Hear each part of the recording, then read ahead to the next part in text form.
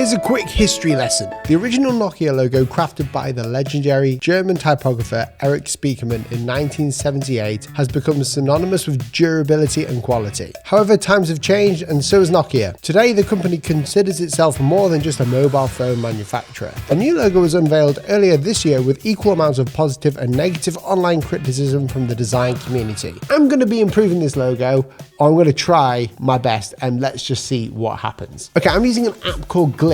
Glyphs is a font making app, and the reason why I use it is because in logo type design, you want to stay close to font making. Fonts are made to be read at very small scales. Obviously, they're not as creative as logo types, but this app allows me to use certain elements such as the fit curve tool, which I'll be showing you in a minute, and it also allows me to have proper guides. So we've got the X height, ascender, descender, and we've got overshooting laps there too to know it works correctly. Okay, first of all, I'm going to start off with a nice block.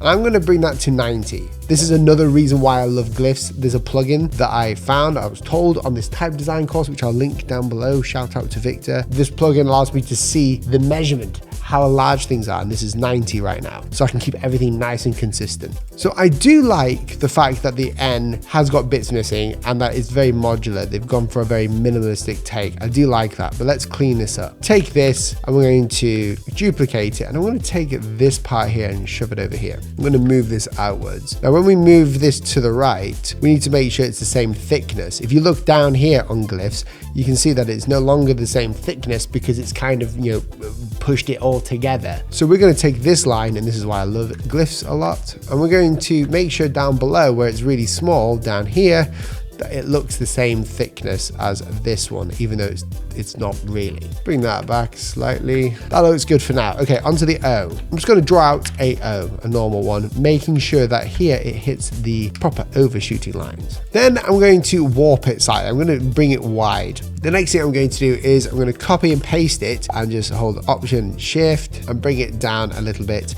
I'm going to press Command, Shift and R, and that reverses the paths. In Glyphs, it's a bit different. We have to reverse paths. So for instance, if I just show you the preview here, there's a path inside, but instead of cutting it out like you would in Illustrator, the way that Glyphs use it is path's direction. It's going in this direction from this arrow you can see. So the way that we change that is by double clicking. We go to path, reverse contours, and when it reverses, it cuts it out. Okay, I like that. Now let's make sure the spacing is correct. Now, just like with everything, spacing is a bit of a hoot. We need to make sure that it fits nicely. I'm going to put it to 90 on these sides. Now, the most important thing for the O that I think would work best for them is to increase the fit curve thing.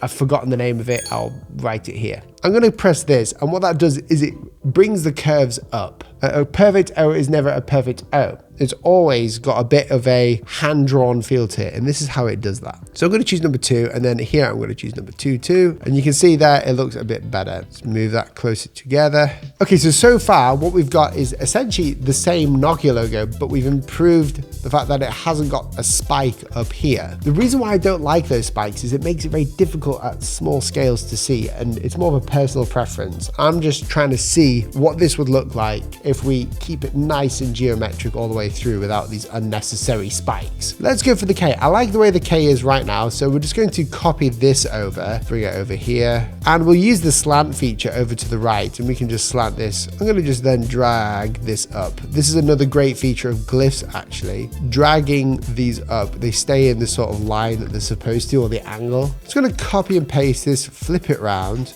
then we'll shoot this up. I want to try and get into the center line here, so I'm going to create a guide real quick. Copy and paste this again. So again, this has got the straight lines at the bottom too. I quite like it. And my goal is just to clean this up. So let's try and clean this up even more. There's a lot to love about being your own boss, but trying to figure out your financials on your own or becoming an overnight accountant isn't one of those things. Luckily, there's Freshbooks, the all-in-one and easy-to-use accounting solution that's built for business owners like you. Freshbooks is an easy-to-use accounting and invoicing software that makes it simple to send invoices and receive receive payments. Plus, it keeps your income and expenses organized so you won't be begging your accountant for the help the day before your taxes are due. It has everything you need to manage your books, like invoicing, expense and time tracking, automated payments, and reports that tell you just how healthy your business is. And right now, there's a brand new offer for subscribers of the channel. So head over to freshbooks.com/Will Paterson to get a 90%, it's huge, a 90% of your FreshBooks subscription. Back to the video. Take the thing from there, that's fine. And then the A, let's go for the A. So we'll copy that again, duplicate that over, and bring them together. How does that look? They don't look very good there. Kind of screwed it up right here. So what I'm doing is I'm changing the thickness of the diagonal lines here because we need to make sure it's optically balanced. If they are at an angle, they look thinner than they should. So we need to make them thicker. And the way that I test that is down here in glyphs. It's actually quite neat. We can make this as big or small as we want, but essentially we can blur this to make sure it's got that blur effect in there. We can also change the black and white. If it's black and white, we know the spacings. So far that looks okay. I'm quite happy with that, but I want to try something else. I think we've missed an opportunity with the O. The original O has this like crazy boxy feel in there. I think I like the original one. That's why I'm trying to keep it all straight. So with this, we can just go ahead and make it even more boxy to make it feel like it was part of the old brand. Now with the A, I have gone slightly different too. I think this A, it doesn't need to have the crossbar in there, which is this part here. Their version on the left, I don't know, I feel like it's a bit more, it's a bit narrower, so it looks a bit more modern. But the one on the right gives, like, pays homage to the old design. You see this O? I literally have tried to like make it a bit more of a modern O. So it's still a bit rounded, but still a bit squared too. Nokia have this way of making their text like really short and stumpy. So I feel like mine is probably a bit too tall. So I'm gonna bring the actual logo down slightly in glyphs to see what we get. This is mine, this is theirs. I prefer the one that is squished down a bit more. Their O, I don't know, it doesn't feel like Nokia. And that's what I think people don't realize in logo type design. It's very important to pay homage to the old brand. And I know they're doing everything they can to sort of stay away from what they used to be. They used to be the leader of like mobile phones, cell phones. So I get the importance of changing